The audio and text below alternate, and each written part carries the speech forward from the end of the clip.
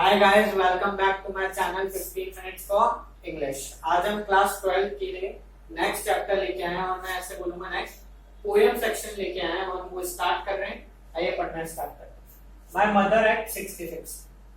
पहले तो मैं ये बता दूं एक मदर के ऊपर है, ओके, जिसकी एज क्या है 66 है। उनका इंट्रोडक्शन पढ़ते हैं हम। इन माय मदर एट 66 कमला दास। कमला दास कौन है? पोएट। ओके, ये जो मदर की यहाँ पे बात कर रहे हैं ये उनकी बेटी है। Shows human relationship. ये पोएम में क्या बताया है उन्होंने? ह्यूमन के रिलेशनशिप के ऊपर ये पोएम बनाई है।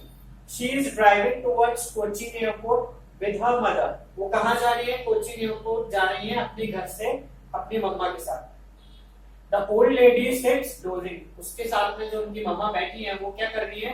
पास में सो रही है, थोड़ी सी झपकी लग गई है उनकी। Her face looks pale and faded like a dead body. उनका जो फेस है वो कैसा लग रहा है? पेल, उसका कलर उड़ चुका है, फेड हो चुका है। किसकी तरह? एक डेड बॉडी की तरह। But outside world is full of life and activity.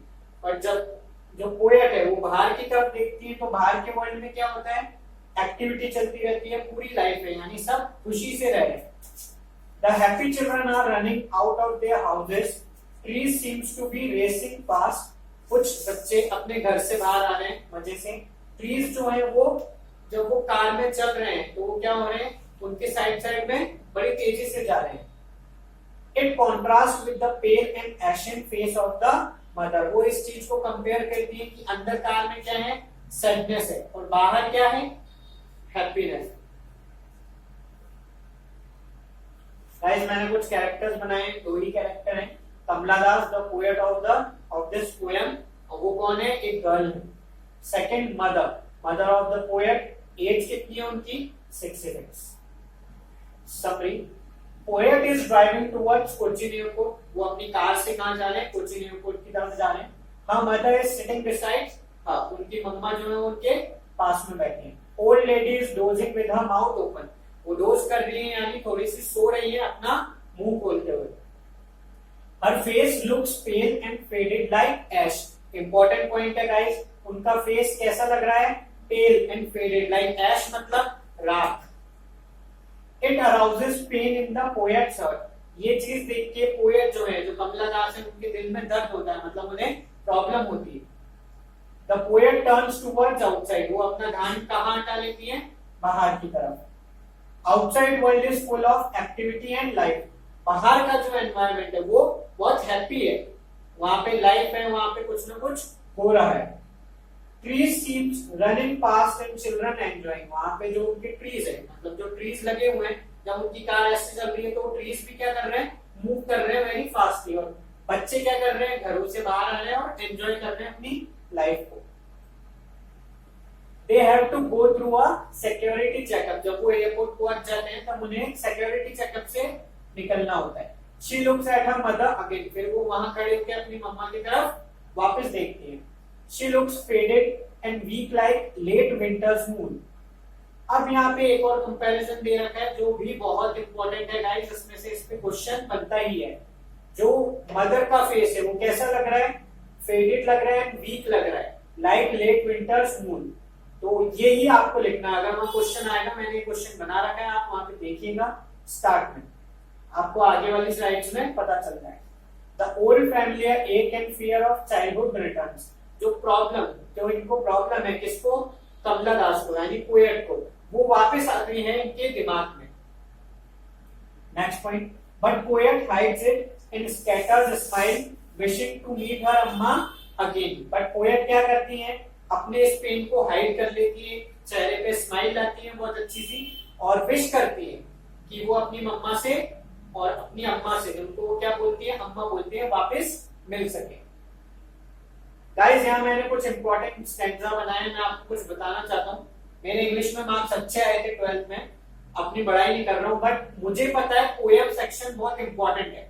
इसमें से दो चीजें आती हैं, एक तो डायरेक्ट क्वेश्चंस भी आते हैं, उसके अलावा पैराफ्रेज आएंगे और उसमें से भी क्वेश्चन आते हैं। तो मैंने उसी अकॉर्डिंग पूरी वीडियो में बनाया है। उनके पैराफ्रेज भी दिए हैं, उनके हार्ड वर्ड्स भी दिए हैं और इंपॉर्टेंट क्वेश्चंस भी दिए हैं। इसलिए थोड़ा टाइम लगा पोएम सेक्शन को कवर करने में, बट हम यहाँ आ चुके हैं। चलिए स्टार्ट करते हैं। यहाँ मैंने यहाँ पे पैराफ्रेज दिया है, आप लोग देख सकते हैं, स्टार्ट से है ड्राइविंग फ्रॉम माय पेरेंट्स, ये पैराग्राफ है जो आपको बुक में मिल जाएगा, तो आप अपनी बुक साथ में रखिएगा जब हम ये रीड कर रहे होंगे। Home to Cochin last Friday morning I saw my mother beside me, doors open mouthed, her face ashen like that of a corpse, and realized with pain that she was as old as she looked, but soon put that thought away and looked out at young trees sprinting, the merry children spilling out of their homes. यहाँ मैंने इसको एक paragraph लिया है, इसमें जो important hard words है मैंने उनको अंडरलाइन किया है, आपको दिख रहे होंगे शायद, beside, doors, ashen, crops, sprinting, spilling, क्योंकि वहां डायरेक्ट क्वेश्चन भी आ जाता है कि आप इनके वर्ड मीनिंग लिखिए, और इनके मैंने हार्ड वर्ड्स यहां लिखे हैं। फर्स्ट है बिसाइड, बिसाइड का मतलब है बाय माय साइड, अपने साइड में। डोज का मीन है स्लीपिंग लाइटली। एशन का मीन है, एशन का मीनिंग है पेल लाइक एश, एश का मतलब राख समझ सकते हैं आप। क्रॉप्स का मीन है इंपॉर्टेंट है काफी, dead body.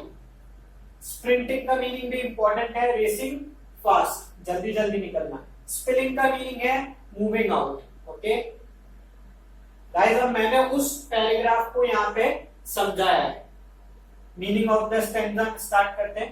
Poet was going from her parents home to Cochin airport, ये आपको पता चल ही गया है, वहां पे स्टार्टिंग में लाइन में यही दे रखा है कि पोएट जो है वो अपने घर से, अपने पेरेंट्स के घर से कहां जा रहे हैं, कोचीन एयरपोर्ट पे। हर मदर वो बिसाइड्स, उसकी मम्मा उनके पास में ही बैठी है कार में। She was dosing with her mouth open, वो डोज कर रही है, सो रही है, उनका माउथ खुला हुआ है। Her face looks pale like ash and lifeless like dead body, यहाँ इंपॉर्टेंट लाइन है, उनका फेस कैसा लग रहा है, pale like ash and lifeless like a dead body. यहाँ दो कंपैरिजन है, ध्यान से देखिएगा। इट पेन्ड हर, जो पोएट है उसको ये चीज देख के दुख होता है।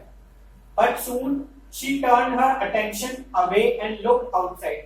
Soon वो जल्दी से क्या करती है, अपनी अटेंशन कार के बाहर लगाने लगती है।